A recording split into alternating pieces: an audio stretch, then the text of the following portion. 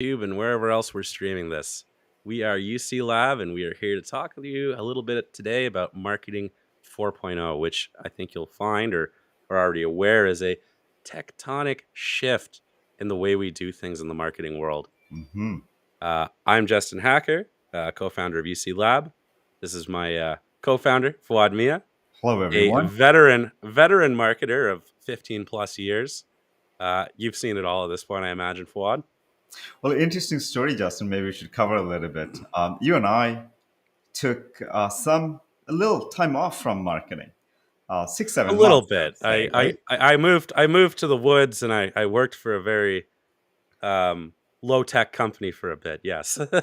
And then as we were building Blue Cup and then some other stuff that we're doing, we were hands off a little bit, that is. Little bit.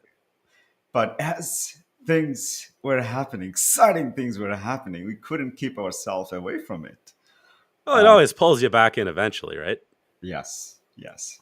Now, hello everyone again, and we're going to present some slides. If you'd like to have a copy of these slides, comment right now, and we would be giving you a copy, sending you a copy in your inbox.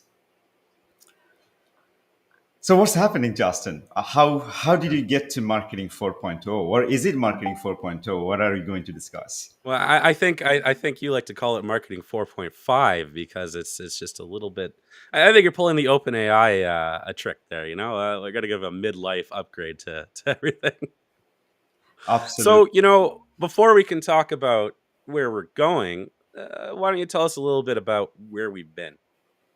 Well, broadcast era, I think that's when really it started advanced kind of way of mindset, how we can place, position, price, and promote our product. Contextually relevant, that is. If you remember the show Mad Men, we saw how you can do great marketing. You can position your product so nicely with messages. And we have done a lot of that. And most times we have also done messaging somewhat blindly. And a lot of it worked because the competition was, I mean, you could do so much, right, in terms of being contextually relevant. Well, and that captive audience doesn't hurt either, right? Right, right. And a lot of us are calling marketing 4.0 is actually the precision era when the digital marketing came into the game. The cookies happened, the wonderful cookies. Uh, it allowed us to understand our customers, our potential customers, way beyond than just the interactions they were doing with us. We actually were able to understand from their cross-site behaviors, let's say. Um, but the Ooh, now, magic now the, moment, the, the cookies knew about me constantly browsing sites for Mhm. cookies. And the magic Gotcha. moment happened, right? You as a brand, you would know exactly when they're thinking of you, and you would present yourself. Boom. So, what is the predictive era? The product. I mean, let's discuss what's happening right now. We're getting into the cookieless world. We saw that happening. We're going to show the timeline, but it is important to discuss that cookie is crumbling, and because it is how crumbling, how many cookie jokes can we fit into one presentation? you we have simply uh, no access to understand our customers, and therefore we need sophisticated algorithms to fill these blind spots because of privacy and regulation laws that came into place. Uh, there is no alternative now, right? Uh, unless you Yeah, want the to take. door, the door, the door is closing on third-party cookies quite rapidly. I mean, there's no way around it. It's the way of the future. Right, Justin, there's actually two steps you can take from here, a step forward or a step backward from Marketing 4.0. And this is where Marketing 4.5 comes, the predictive era. And you can go back to Marketing 3.0, where you still have a lot of scientific approaches and methods to understand context, use Google's contextual targeting only, and get your awareness phase healthy, if You're you you're describing guessing. will. All right. Now, so yeah, that's marketing 4.5. Is in the predictive era. You need sophisticated algorithms to understand your customers, and that's not going to be easy. So, as we've kind of gone through here, I mean, we've seen numerous threats to third-party cookies in the past.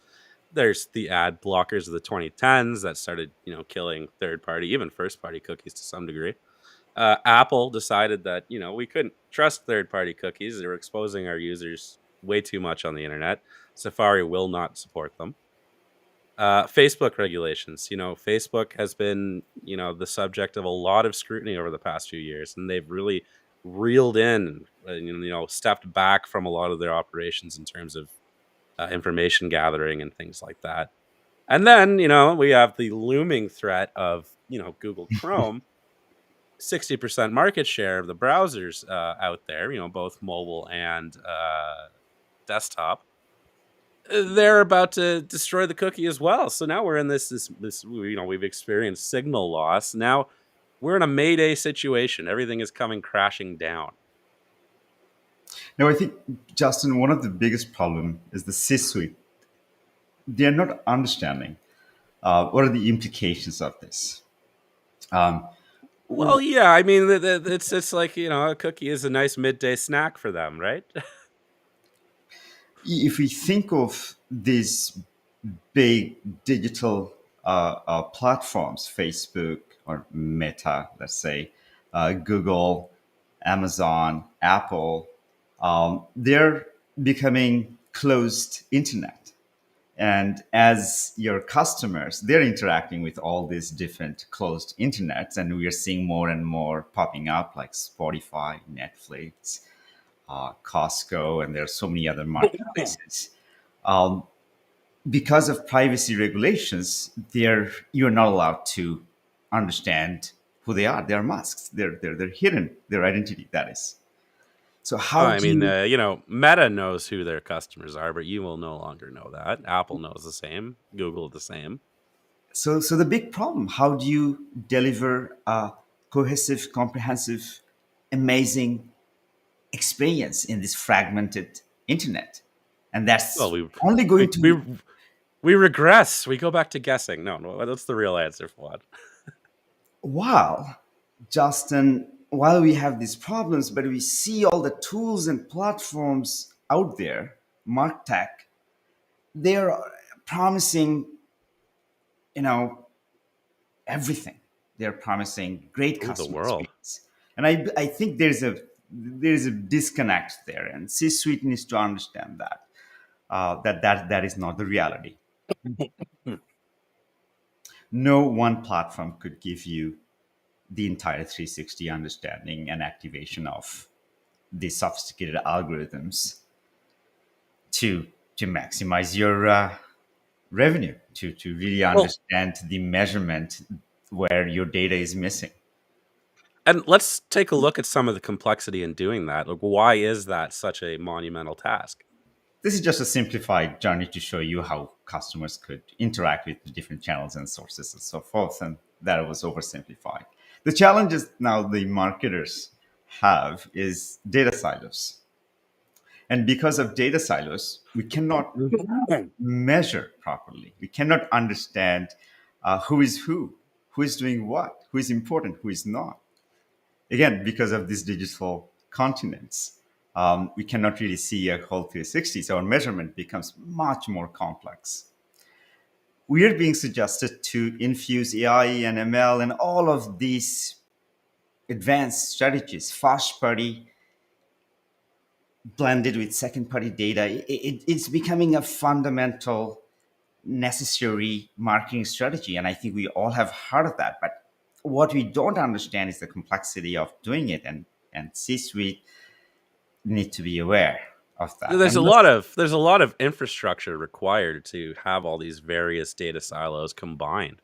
I mean, if we're talking about your CRM, we're talking about your social media management tools, we're talking about um, even your ERP software. Like it's none of it out of the box is talking to each other unless you're very advanced already. Which, if you are, congratulations. And But it's an Justin, ecosystem.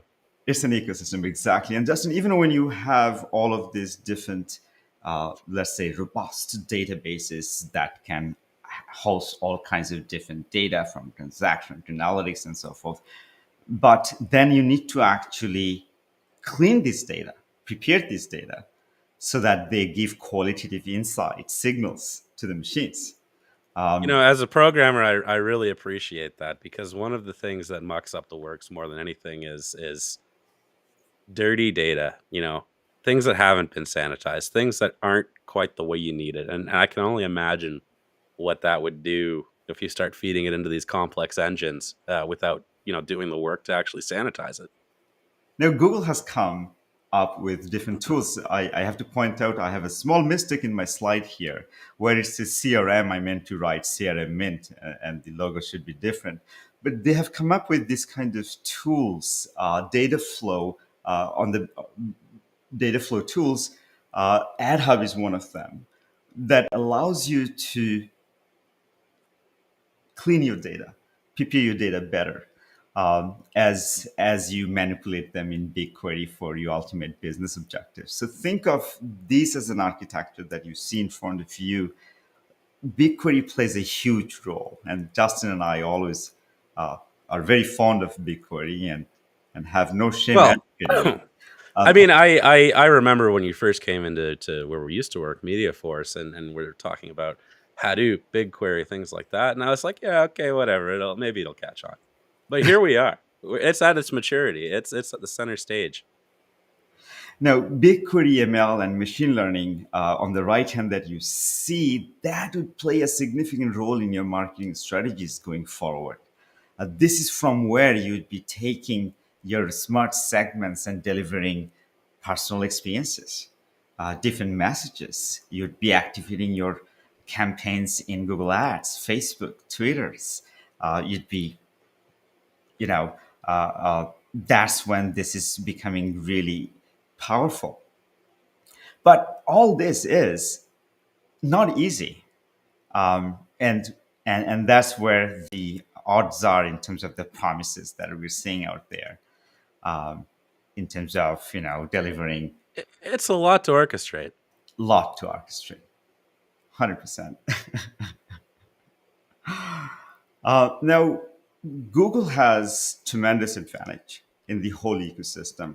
They have 60% of the market share. They have so much data that it is possible to work with limited signals to fill the gaps, to get the predictive results at the qualitative degree that you need. And that's what the advantage is. Google, as well as Justin and I were mentioning in our previous slide, they are fundamentally rethinking and reshaping some of the tools that meet today's privacy regulations requirements and as well as these predictive models that we need for our marketing. Google Analytics 4 is simply a result of that. They just simply didn't change the entire architecture for nothing. It has built-in privacy controls. The event-based tracking system allows the data architecture that we need for the predictive modeling. Each event now allows you, Justin, I may be wrong about numbers, 20 or 25 parameters that allows you to define the affinities of that event, which is more true reflective of the actual physical world or Well, and digital. it's getting data, where you need it a lot quicker, right? Because there were ways to do that before, but it's a lot more steps. Whereas now we can just send that along with the entire event, and boom, it's ready for whatever you want to do with it. And products like BigQuery ML, AI as Service, is enabling much more rapid solutions. And yeah, And it's worth mentioning that Google has this advantage, and anyone who hasn't adopted GA4 now, you're kind of playing catch up. And 6 months from now, it's going to be a little more grim as we approach that kind of sunset date for third-party cookies. You're going to have a little bit of a disaster on your hands. well, it is. I think you're absolutely right, Justin. And it is worth mentioning that time is very little now for experimentation because one big important step for machine learning and to validate your models and so forth is experimenting, while cookies haven't completely disappeared. And I think that's where some disadvantage is still there. But yes, we can help absolutely to kickstart. Yeah, I mean, now is the time to ease in. I mean, 6 months from now, you're going to be diving in head first, right? May 11, right? Mayday, Mayday. Now, we have seen across industries tremendous gain for organizations who have adopted this first party driven, second party data blended uh, predictive modeling. Really, really great results, Justin. And I think you'd probably see this as very conservative. This is the average. If you go into certain famous example use cases, you would see much more Yeah, I missing think this results. is a very broad and conservative, number here. But I mean, we've seen in the case studies up to 80% decrease in cost of acquisition. I mean, that is wild. Well, here is a great roadmap. We have ingested a little bit of our experiences that and things that we have been working with, uh, but Google is giving this roadmap for your maturity in the predictive era. Few things that you could be taking strategically in a streamlined process. Couple of things that may uh, stand out here and may not be familiar is understanding sentiment and how you can action sentiment into your marketing strategies. One example is this particular company is analyzing their interaction with their customers in meeting like Zoom, Google Meet, Microsoft Team, and in real time, they're understanding customer sentiment. They're driving other additional data, and they're ingesting all this emotional data as well to the machine to drive more first-party data. And I think we're a little bit biased in this regard because this is something that we're very interested in. But I still maintain that the conversation is still one of the best untapped sources of this kind of information, of data. Period. That we just like it's not being used enough, if at all, these days. Another example is we should probably draw very, very common and powerful is taking your click data and driving experience that really matters to you, that helps you discover what next for you. Personalization. Compass has done an amazing job. From your first interaction, it starts understanding you, and immediately you come back to your homepage after your first interaction. It already knows you. It has recommendations for you. I love the fact that it kind of figures me out without having to ask me things, or it's all observational. I mean, it's not intrusive. It's just happening in the background and it's filtering out the noise so that you can find what you're looking for a lot easier. Here's another advanced example that actually uh, targets many different birds in one: customer experience, operational efficiency. But imagine if you could, again, using of natural language, you could segment customers who are having difficult times versus non-difficult times, and your marketing could be very different. Messaging could be And different. and we know those two buckets need to be dealt with differently. A happy customer versus an unhappy customer needs two different messagings. So lots of opportunities creating first party data and able to do a lot of smart segmentations. And on top, you can create a lot of more dimensions that previously we couldn't And we're not think we're of. not adding human labor to that. That's the beauty of AI. It's not adding, additional team members. It's not adding additional work to the work week. It's just doing it in the background. Now, Justin, this is so great. Why aren't we doing all this, everyone? Let's Combine first summarize. data with Fear. second party data, smart segments, personalization, enhanced experience, and even knowing, what they know about themselves Well, I think before and there's then some yeah, there's some assumptions that are made at the C level, especially that it's complicated, expensive, and time consuming, it doesn't which have to can be. be true. It can be true, but it's not universally true. And that's where we come. All right. There are good news then. Yeah, we have accelerator programs to get you started on this path. I mean, we've been, delving into this for quite a long time, and we've come up with some very tailored programs to help you with propensity models, personalization, and recommendation engines. And let's Um, start with propensity models. I think that's powerful. If I could understand who among my visitors are my potential customers, are likely to buy more, are likely to become customers sooner than others, those kind of probabilities would be mind blowing for my marketing segments. Then I really can manage and manipulate the journey, right? No, which is exciting. I mean, that's what's necessary too. so what we are saying is that these models are very advanced, but how advanced are these? Let's take a look, and how little time it could take. Let's actually go through this maturity model that BCG uh, uh, put this through with Google's with partnership with Google. When you are here, I think a lot of us are already here, Justin, but we are hearing that that may not also be true. The adoption curve of Google Analytics 4 is not at the desired rate where it should be. But Mhm. I think yet, let's say we are, a lot of our colleagues are here. They have connected Google Analytics 4. They're taking advantage of out of the box segments and so forth. So, a lot of us are sitting at the connected state. I would say emerging state. Oh, we're still emerging. Okay. Right? The connected stage is when you actually start the advanced propensity models, and then you start navigating through the other advanced models, which is the multi-moment models. But what we are proposing through our propensity workshops is that we can help you leap forward a year or two. All the complexity that we hear, it takes time. Custom modeling takes time. Often organizations don't have the resources to build them in house, to refine them, to even understand where to start.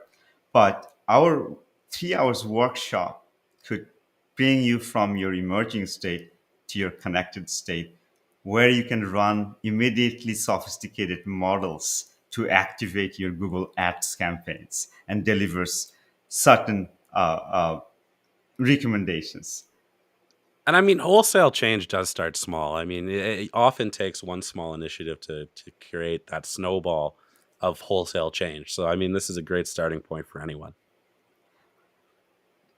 Huge, right? I mean, traditionally, you'd be thinking of assembling a team together, working a year, 2 years before being able to productionize any of these solutions. What we are offering again, that at the end of 3 hours of this workshop, you'll be able to run these models on your website. Yeah, and I mean, the best proof and the value of this is to see it running. So, I mean, it's a great introduction to any organization.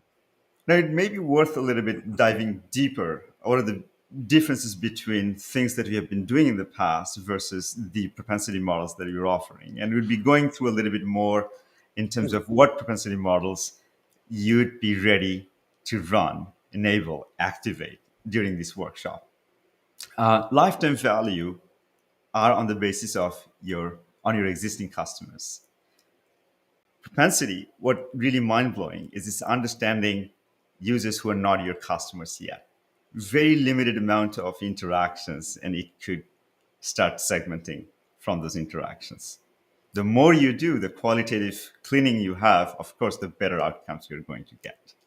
So think about Absolutely. this. I have 100 visitors who came to my website, and 100 of those visitors, I don't know who are going to buy or not. My predictive modeling with high precision, let's say you have evaluated and you are satisfied with that, can instantly tell you this is the person who's most likely going to convert. And they're not going to convert by themselves. You can actually facilitate that journey now, sending them an intelligent email. Voila. Absolutely. I mean, you can put them into a completely different funnel than the low propensity buyers. Experience at scale, right? Well, and I think this is how we see the savings on cost per acquisition. Oh, well, we're right here. Okay, so and we can see how Toyota Canada has managed to save 80% in their cost per acquisition. I mean, it's by understanding who's likely to buy and where we should be spending our money and who we should be targeting and how. And they're also getting better re-engagement because of that, because they're understanding these audiences to a whole other degree. No, let us distinguish that Toyota Canada was taking advantage of precision marketing, the magic moment marketing, the marketing 4.0. This is marketing 4.5 through propensity models. They're able to increase their engagement by 6 times more, reducing cost per acquisition by 80%.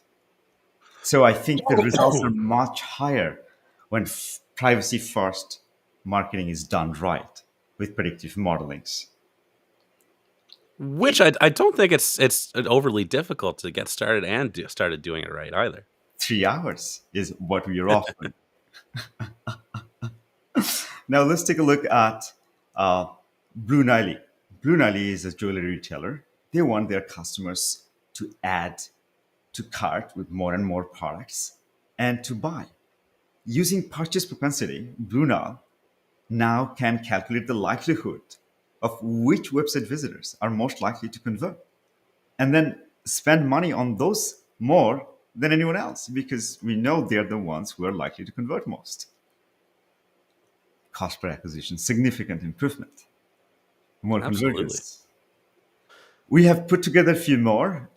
If you would again like this slides, please make a comment and we will share this with you in your inbox. Uh, we're going to skip for now to accelerate our presentation.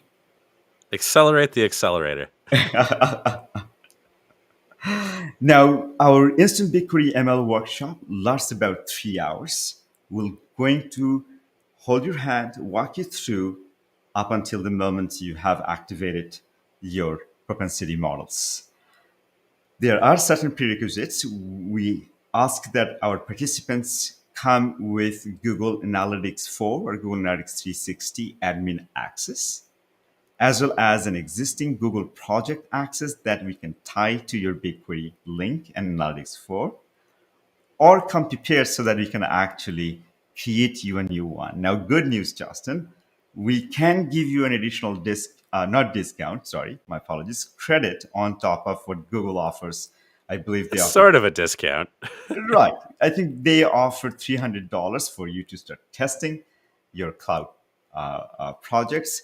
We would be able to bump that up significantly more as well so that you have more room to play with Well, and that's the Google partner advantage right there. right there. Now let's take a look a little bit deeper again. What are the different propensity models who would be able to help you walk away with from this workshop? From Google Analytics 360, we have a few more here. Here's the list. We have customer dimension propensity, which is a very advanced one, and I did put all the definitions here, so we wouldn't go that much in details. But we were looking at purchase propensity earlier, and this is a very common one. I think on Black Friday, good for you, whoever used it. You have definitely leveraged it, and those take a look. These are powerful models that you can walk away in a day. Now, for Google Analytics 4, the free version, nothing to be disappointed about. There are powerful models, except the dimension one, of course, but this is tremendously powerful itself. You have repeat purchase propensity, product propensity, page propensity. Event one is really powerful. So think if you don't even have a goal set up, a conversion set up, we can target an event that's already been captured and build a model for that outcome. So you are ready. You come to this workshop with your Google Analytics 4, and we'll be able to help you right from there, activate one of this propensity model. Excellent. Now, just wanted to show you guys how easy it is from one of the customer who participated in one of these workshops. Let me play you a video. Thank you, Justin. No, I mean, well, to be honest, I'm a bit blown away because I've done all this manually, and I think the first time I did it from start to finish, it took me about 3 weeks just to figure it out, doing all the setup. I mean, the Oh, yeah, just this the is very data simple. processing. This is, oh my God, this is so easy. Yeah, it is.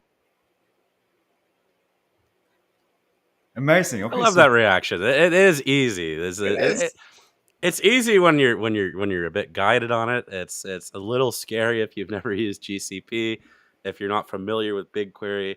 But I mean, that's the whole point. We're going to get you familiar with those things. Well, let's be honest, Justin. First time we did it, this 3 hour workshop took us 15 days to really understand all of the blind spots, uh, to know that you're not doing any mistakes anywhere that's going to create another 10 days of job, right? Well, and anyone that's familiar with BigQuery always has the latent, worry in the back of their head. Am I about to spend thousands of dollars? So, tips and tricks on how not to blow your budget in 5 seconds is absolutely essential when you're dealing with BigQuery. Now, I'm exaggerating a little bit. Everyone, don't get too scared here. But BigQuery can get up there in the numbers. So our offers are no secret. We are going to have upcoming sessions in the month of January. We also do have private sessions for companies for a group of 3 and more. So yes, let's get you enabled to your advanced marketing strategies in the privacy first world. Let's not stay behind. Let's not take the step back. Let's take a step forward. Oh, you don't want people to start guessing at who they should be targeting? Well, it depends. If you have so much Uh, money it- and you think money is a silly thing, and yeah, we'll just turn marketing into roulette. sure. No, go the AI route, everyone. Don't listen to me. Well, with that, if you have no more questions, thank you, everyone. And we hope to see you soon. Great having you. Happy Marketing 4.5.